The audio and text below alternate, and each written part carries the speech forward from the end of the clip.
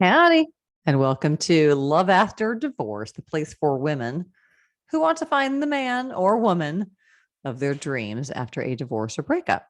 And since this is the first episode, I wanted to tell you part of my story. And in upcoming episodes, I'll tell you more stories about my friends and other women who have gone from a bad divorce to a happily ever after. And after I tell you my story, I'll give you the steps you need to take to meet that partner you can't imagine living without. So I'm starting out this way because I want to be your example of what not to do. The 11 years between my first divorce and my third marriage play like a really bad movie, one that you do not want to be in. All of the names of the men have been changed, but all the details are true. I'm calling my story True Confessions, the Tale of Two Doors. On December 14th, 2014, I was at a local church behind door 324, an Al-Anon meeting that I'd been going to on and off for a few months was taking place. I remember crying while I was talking about my situation and saying, my husband is coming home from a 2-week work trip tonight, and I have no idea what kind of mood he'll be in. Then I got home from the meeting and found out what kind of mood he was in. And let's just say it wasn't a good one. And this man who has substance abuse disorder was my second husband. But before I tell you more about that, let's go back in time, back to 2005. After about 17 years together, 14 of them married, I told my first husband I wanted a divorce. Let's just say that after a really long time of being really lonely and emotionally disengaged, I decided I didn't want to keep going. We'd done the marriage counseling thing with a wonderful therapist, but ultimately I was really unhappy, so I ended it. I thought that all of those years that I just thought it would be easier if he died, probably a bad sign. And to be honest, I was so happy when he left. I felt like life was going to really get started for me at the age of 41. I was convinced that after all those years of unhappy loneliness, I was finally going to meet my man, my true love, my Prince Charming. I thought the dating world of Match.com was just going to open and deliver my soulmate. Well, before anything happened online, let's talk about Mike. I saw Mike at my son's t-ball games, and oh boy, he was hot. He was tall, gorgeous, and smart. Well, I assumed he was smart because I heard he was a pediatrician. And I could tell he was the kind of pediatrician where you did your hair and your makeup ahead of time before you took your kids to see him. I can't even imagine how many moms and probably some dads had the hots for Dr. Mike. But I noticed at the end of the season, at the picnic, at the end of the t-ball season, he didn't pay any attention to me at all. And I don't think he ever noticed me at any of the prior games either. But no matter, I was determined to meet him and fall madly in love. That was the summer of 2006. And wouldn't you know, a few weeks after that season ended, my kids and I ran into Mike and his kids at a local ice cream place, you know, the kind of place that has a line out the building because the ice cream is so tasty. So there I was standing in line, chatting with him and his kids. After we ordered, we all sat down together and had a great time talking. And during our little ice cream chat, our sons decided that we should start having play dates. So we did. For about 2 months that summer, we saw each other about 5 days a week, sometimes with kids and sometimes without any kids. And I was falling hard. He seemed perfect. He was my age, so fun. He told me lots of personal info about his life, his 2 divorces, and he took things really slow. No kissing, just talking. He gave me these long, lovely, lingering hugs every time he left. I could see it in my head. We'd end up together like the Brady Bunch. He would do his doctor thing and I would finish my graduate degree, and then we'd get married and move into his house or my house and live happily ever after. But there was just one problem. I had no freaking idea what was going on between us. He seemed interested. I mean, he was a busy doctor who spent lots of time with me. We had intimate conversations. He seemed to like me, but I had no idea if we were going to actually ever go on a date. I was confused. He never made a move or asked me out for an official date, but the long hugs were not the kind of hugs you'd give to Granny. I'd say I was getting mixed signals. So I decided to do something about it. I needed clarity. So one night after we chatted and even fell asleep on the couch together, I walked him to the driveway and he gave me another one of those long lingering hugs. Then I gathered my courage and I said, I've decided I can't ever kiss you. And he got an odd look on his face and he said, really? And I said, yeah, because if I do, I'll want to strip you, lick you, and ride you like a mechanical bull. Again, he gave me an odd look and said, well, maybe a kiss on the cheek. And then he kissed me on the cheek. And then he drove away. And then I never saw him again. He ghosted me before ghosting was a term. He vanished, not a peep. I sent him some sort of email after that, but he never replied. And then I went into a tailspin. Something just happened. I couldn't stop crying. I thought about him every second. I wondered what went wrong. I waited around for him to contact me. He never did. So I just continued to cry and I couldn't eat. I got so thin, my friends were worried about me. I had been convinced that he was the one, and him walking away felt like the rug getting pulled out from under me. I was convinced that love was right around the corner, but it wasn't.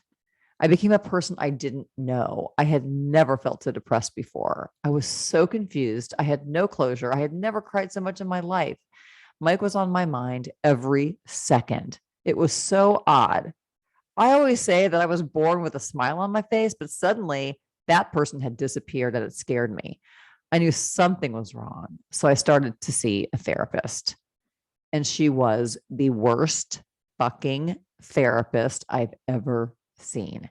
She would just sit there in her chair while I cried for 50 minutes. And when one day I finally found out that Mike was with a 23-year-old, remember he was 42 at the time. He met some 23-year-old at the hospital and I told my therapist about it. And my therapist said, well, that makes sense. Why would he choose a 42-year-old woman with 3 kids when he can have a young one who isn't set in her ways? Okay, thanks. So I thought things were as bad as they could get, but I was mistaken. During this time, I was still managing somehow to get through grad school and be a single mom to my 3 kids because my ex didn't really do much with the kids at all. And I continued working out. And one day I was jogging. Well, okay, this is my version of jogging. Imagine olive oil jogging and you'll have a good mental picture. So one day I was jogging and I started to have pain in my left arm and hand. And long story short, a few hours later, I asked my neighbor to take me to the hospital because, you guessed it, I was having a heart attack. So at the time, the hospital here couldn't do angioplasty. So I got life flighted to another hospital, a big medical center, and got 2 stents put in my heart. Well, fuck me. Suffice it to say, I had a genetic predisposition to heart disease. And the good news is that it did minimal damage to my heart. So besides recovering from the heart attack, I spent time recovering from that relationship with Mike. I kept looking back and wondering why I didn't ask for clarity sooner. Why did I make myself available to a man who clearly was not that into me? And why didn't I just ask him out rather than wait to see what he was going to do? Anyway, after that mess, I started to date another man. It was just a few weeks after my heart attack, and my daughter, my oldest one, brought him into the house to meet me. His daughter, was friends with mine, and he had just given my daughter a ride home from track practice. So I met him by chance. So let's call him Chuck. He was a professor at the big university where I live.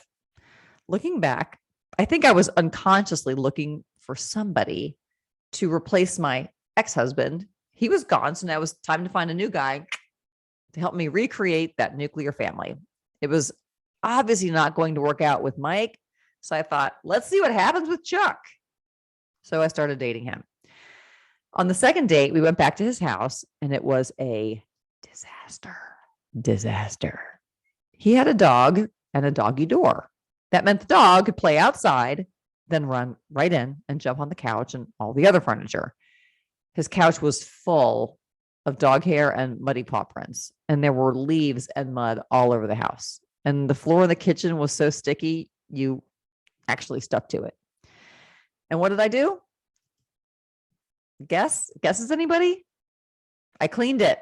I organized it. I got a gate so the dog couldn't roam all through the house. I even gave him a really nice couch that I had in my basement because the one he had was no bueno.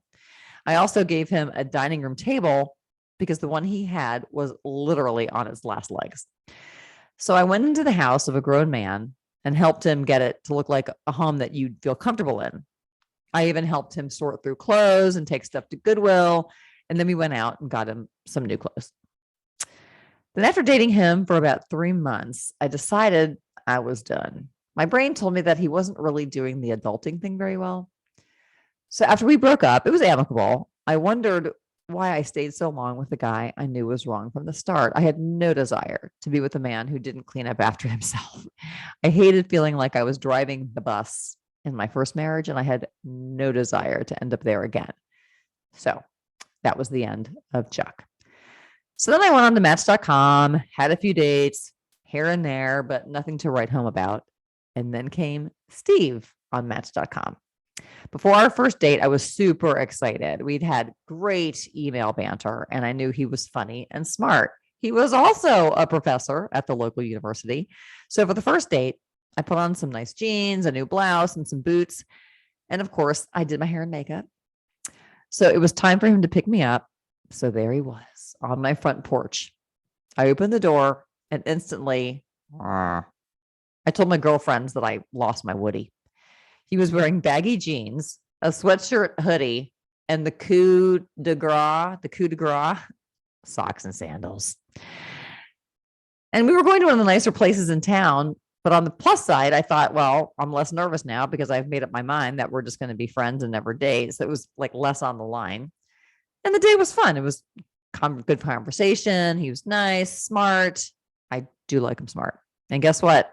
We ended up dating for a year. I decided to keep seeing him after the first date because I knew he was a good guy. And he was. He still is. He treated me and my kids very well.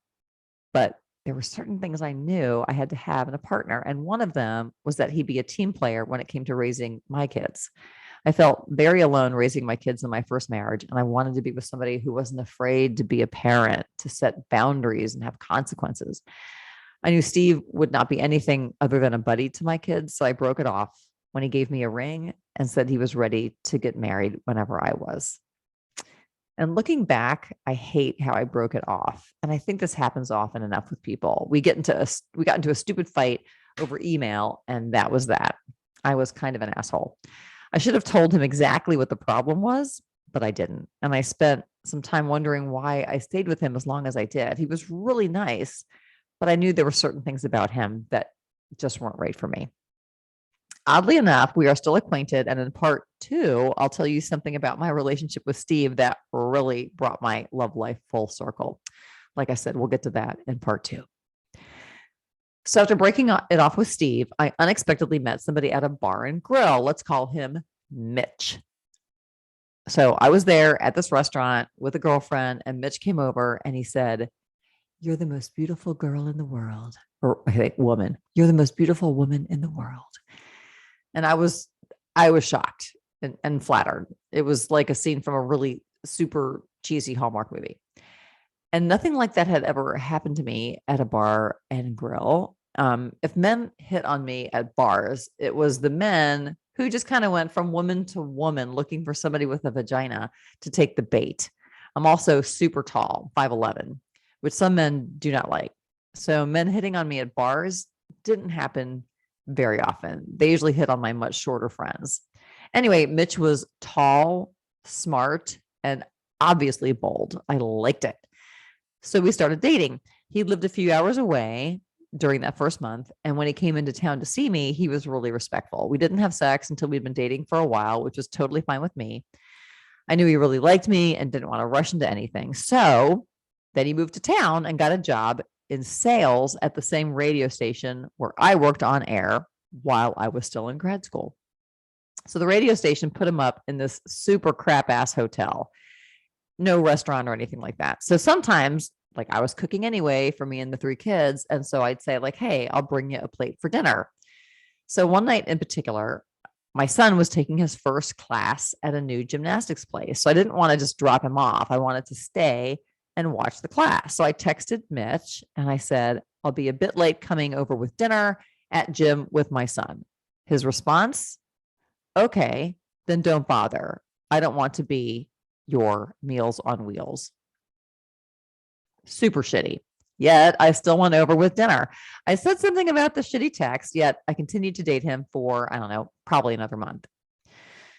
Back then, he was in recovery for substance abuse disorder involving cocaine. And it turned out that while we were dating, he also had a problem with alcohol. I really noticed it during one weekend that we traveled to see friends. It was supposed to be a romantic weekend away, but he drank so much, it did not turn out that way.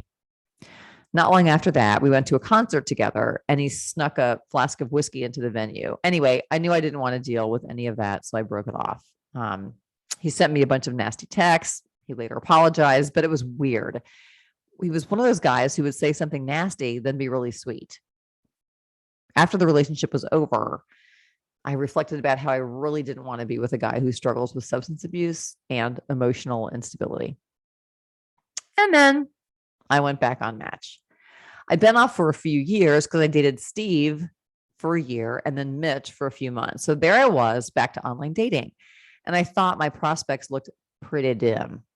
But there was one guy who I thought might be okay. So even though one of my best girlfriends had gone out with him once, I agreed to a first date. Let's call him Randy. Started off great. He was smart, attractive, and our conversations flowed. We had so much fun on that first date that we had a second and a third and on and on. I was really happy that my girlfriend and him didn't hit it off when they went out because he seemed to be just the guy for me. It seemed at the time that we had a very deep connection, great conversations. He told me all about his ex-wife, who sounded like a total bitch, and about his ex-fiance, who he'd just broken up with. He described her as a psycho. He also told me that he'd had an affair while he was married to his first wife, and he basically blamed it on her. He said she drove him to it because she was so frigid. And on our third date, he made me dinner at his place.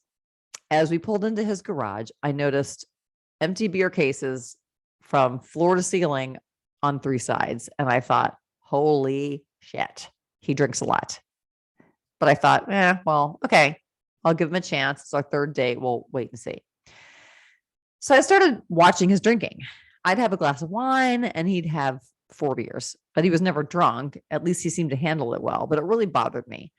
So after 2 weeks of dating, I mentioned it to him and he agreed. Randy explained that he was lonely and bored and got used to drinking while he traveled for work and played golf. He said he really wanted to drink less. And of course, I believed him. And I think he also believed it at the time. So our relationship became a whirlwind. We had so much fun together. And after 2 months, he started talking marriage. That felt way too soon, too much. So I insisted that we not get engaged until 6 months of dating. So that's what happened. He traveled 2 weeks of every month for work. So I went to Czech Republic, Prague with him, and we got engaged. That trip was a hoot.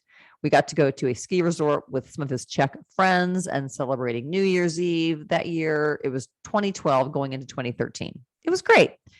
He was so sweet during that time. He knew I collected something called Polish pottery. So one day we actually drove to Poland so I could get some more. So we got back to the US and started planning a wedding at a Methodist church. He was a non-practicing Methodist and I was Catholic at the time, but I had no plans to get an annulment of my first marriage. So Methodist it was. We went to the pre-marriage classes with the minister and I loved planning everything. I'd had an Elvis impersonator at my first wedding reception and I wanted this one to be fun and memorable too. And it was. In fact, the wedding itself was great. We had about 100 guests and the choir sang my favorite song, Kyrie by Mr. Mister. I even had an a cappella group like Pentatonics come and sing too. And the reception, super fun. I had a very personalized cake made just for Randy, and the centerpieces were made of novelty candy like gum cigars, candy cigarettes, wax lips, and candy necklaces. And the honeymoon was fun too. We went to a beach in North Carolina. And before the wedding, I defended my master's thesis and left the radio station and started teaching part-time at the same local university.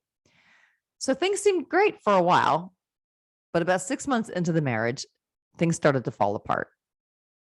So remember that heart attack that I had? Well, I wrote a memoir, a blog about my sadness over being ghosted by doc guy that led to my heart attack. Well, Randy read the memoir and he was furious, so furious, in fact, that he secretly booked an appointment with his therapist. He felt I should not be talking publicly about a relationship I'd had with another man. So I started going to therapy with him. And without boring you with too many details about this horrible therapist, let's just say he was unethical. This therapist had worked with Randy for years and then became our marriage counselor. Every time I went to a session, it felt like I was watching their bromance. And the final straw, he told Randy, if you can stop drinking for 30 days, you're not an alcoholic. Wrong. Anyway, the marriage continued and it became a nightmare. Randy was really jealous and insecure. For example, I met famous country singers often enough due to my job. And once I had a picture taken with a duo called Florida Georgia Line. And Randy's response when he saw the pic was to tell me that I was celebrity humping.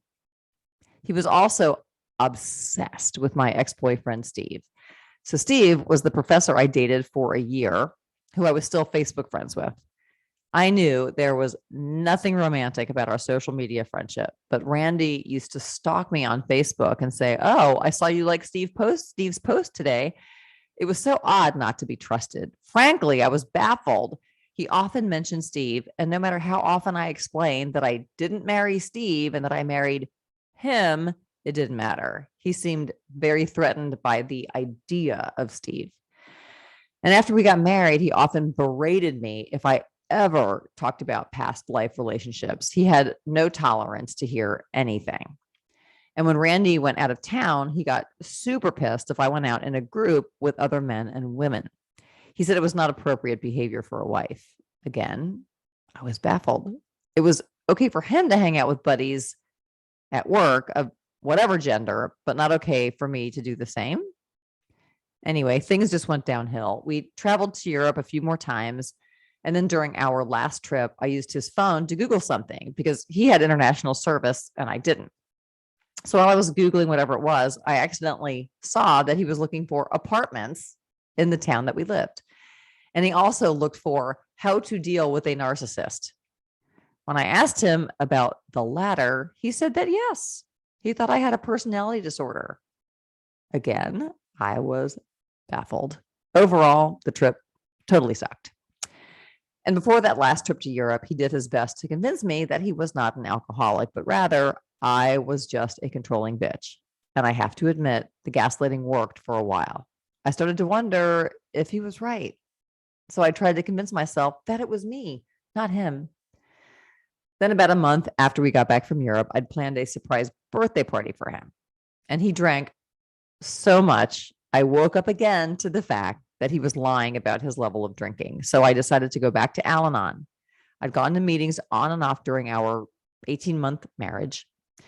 I was convinced that I would Al-Anon myself, meaning I would take steps to let go of what he was doing and just focus on myself because I knew he would have to stop drinking or not on his own terms. It got to the point where I was constantly counting beer bottles in the recycling bin, and I really just wanted my life back.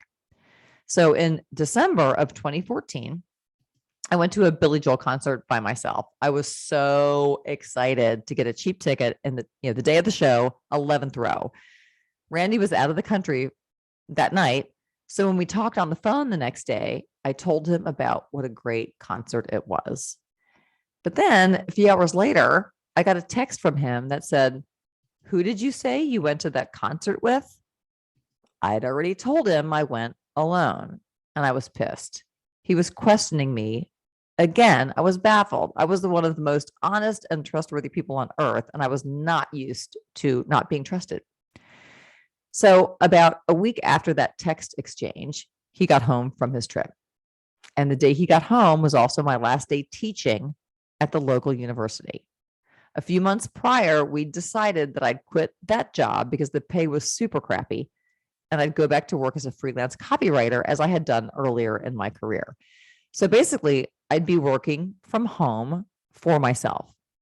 And by this point, I thought that if I just got off his back about drinking, things would be fine. So the night he got home was the night that I was at that church in room 324 at an Al Anon meeting. I got home and I thought it was odd that he hadn't texted me when he landed. He normally landed and then came home right away to see me. But that time he didn't. So when I got home that evening, he had also just gotten home. And oddly, when I walked in the door, he just stayed on one side of the kitchen. I went over and gave him a kiss, and I could tell he'd been drinking, but I didn't say anything about it. Remember, I was Al-Anoning myself. I asked where he'd been, and he said that he and his son had gone out to eat. And like I said at the start, I had no idea what kind of mood he'd be in when he got home, but I soon found out. The next thing he said was, "I'm not staying."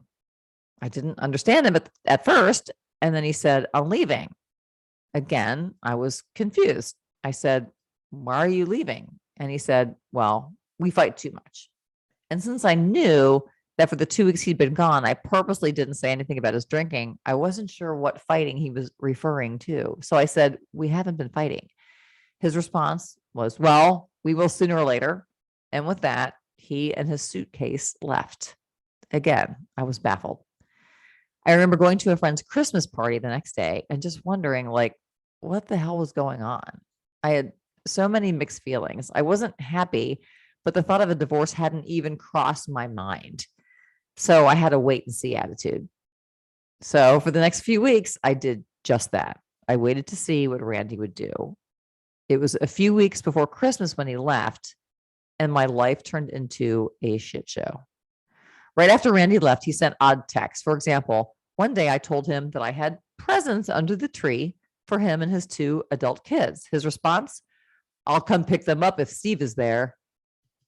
I can't tell you how downright odd it was to get texts like that. Randy had always been really touchy about the idea that I dated men before I met him, but he was obsessed with Steve. Then for Christmas dinner, I was with my first ex-husband, the father of my 3 kids. By that point in life, we were getting along well, but it was so odd to be at dinner on Christmas Eve with my ex and 3 kids while my actual husband was in a town 10 miles away. By then, I'd already started seeing a therapist. I think I was in shock. I alternated between disbelief and sobbing. And one thing my therapist did to help me move along was to write a letter to Randy telling him what I loved about him. Now, I know that she already knew what his response would be because therapists are pretty smart that way, but she wanted me to write it, see what his response was, to see if things were going to work out. So I wrote the letter and sent it to him. And again, I was shocked at the response. It was New Year's Eve, and I remember reading it with my mouth hanging open. In no uncertain terms, he told me what a piece of shit I was. There was nothing nice in the letter. It was vile. And it got worse. It was right after New Year's. It was 2015. Randy and I had lunch. It was the first time that I'd seen him after he'd left about 3 weeks prior. And it was odd. The conversation was stilted. I didn't tell him that for the past few weeks, I'd been falling apart in a therapist's office. Afterwards, we walked out into the parking lot and hugged goodbye. In my mind, I assumed that perhaps we'd have lunch or chat a few more times and figure out what we were going to do. Were we going to work on things? Was I going to continue counseling and Al-Anon? Would he go to his own counselor? Would he consider going to AA?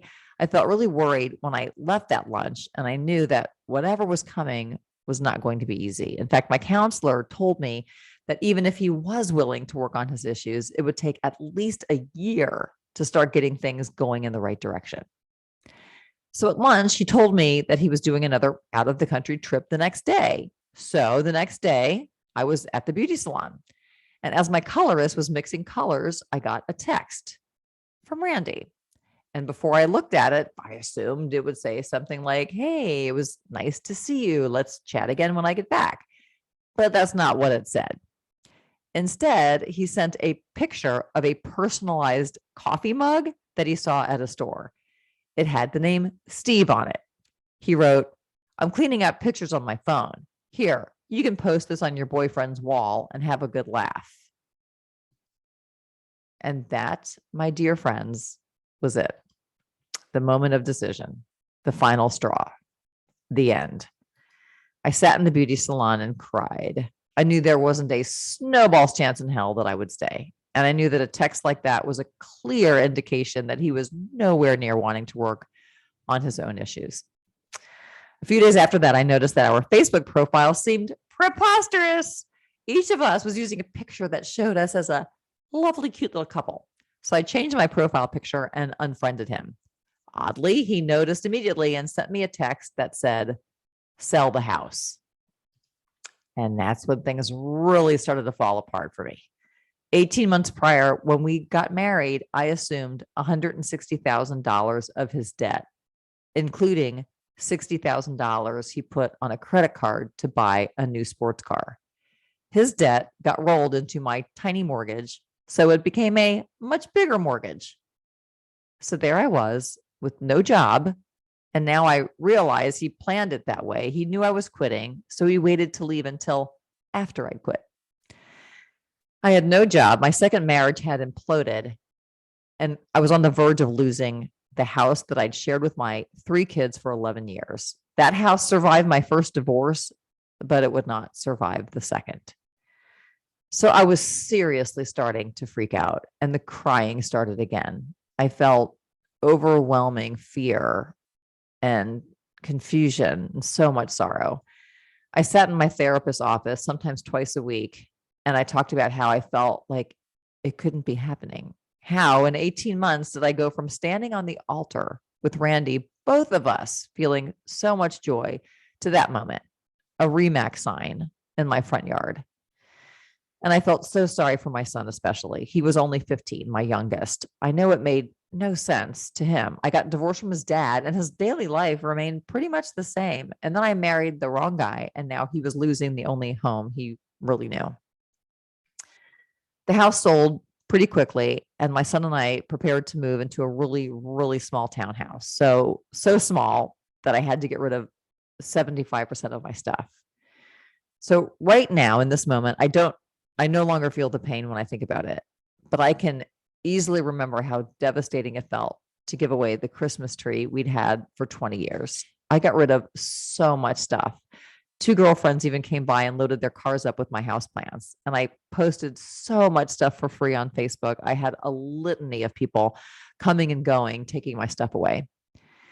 And my first ex-husband, God bless him, he basically moved me. My mind was blank. Maybe I was in shock, but I clearly remember one day I was sitting on the floor in the garage, looking at a bottle of random screws, wondering, do I need screws at a townhouse? Life felt completely overwhelming at that time. So there I was, living in a tiny townhouse with my son. I didn't have a garage like I had since I could remember. And the first time it snowed, I was so pissed off that I had to scrape snow off my car. I cursed Randy as I scraped. I totally blamed him for the situation I was in. Every time I had to scrape ice and snow off my car, I was out there cursing Randy. I always described 2015 as the year that I just cried. It felt like I was clawing my way back into life. I got a part-time job. Randy and I settled our divorce out of court. I got the money back that he owed me, and I started going to divorce support groups. Life was still horrible, but I was figuring out all my next steps. I was making new friends at the divorce support groups and spending time with them. I continued in therapy. I got diagnosed with PTSD. I switched part-time jobs, and I started remodeling the 1980s townhouse that I was living in.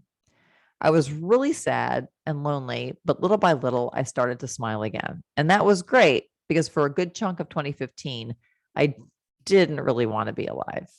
I wasn't suicidal, but like a few other times in my life, I would have welcomed like an IV full of meds to just put me out so I could just sleep. And of course, like I did after the endings of my other romantic relationships, I spent a very long time, years in fact, thinking about my relationship with Randy. Like, why did I keep dating him when I saw all those beer bottles stacked in the garage? When I knew he had a drinking problem? And then why did I ignore the red flag of him getting serious so fast? I got engaged to him after 6 months of dating when I really didn't want to. And there were other red flags that I ignored. He didn't take real ownership or for cheating on his ex-wife. He blamed her. And maliciously calling his ex-fiance a psycho wasn't a good sign either. Apparently, she'd left some stuff at his house, and he always threatened to throw all of it out with the trash before she had a chance to pick any of it up. I purposely ignored his mean streak. And then once our marriage started to fall apart, why did I stay so long? When he was stalking me on Facebook, I stayed. When he was making jealous accusations, I stayed. When he freaked out because I wrote a memoir about my heart attack, I stayed. All through that shitty counselor, I stayed. In fact, I stayed for all of it. If you recall, he left me. Okay, so that's where things were after my second divorce. But oh boy, there's lots more to come. In part 2, I'll tell you what happened next. A new job, more dates, and a shocking surprise from ex-husband Randy's former fiance. And then I'll tell you about my happily ever after. All right, I'll see you in the next episode.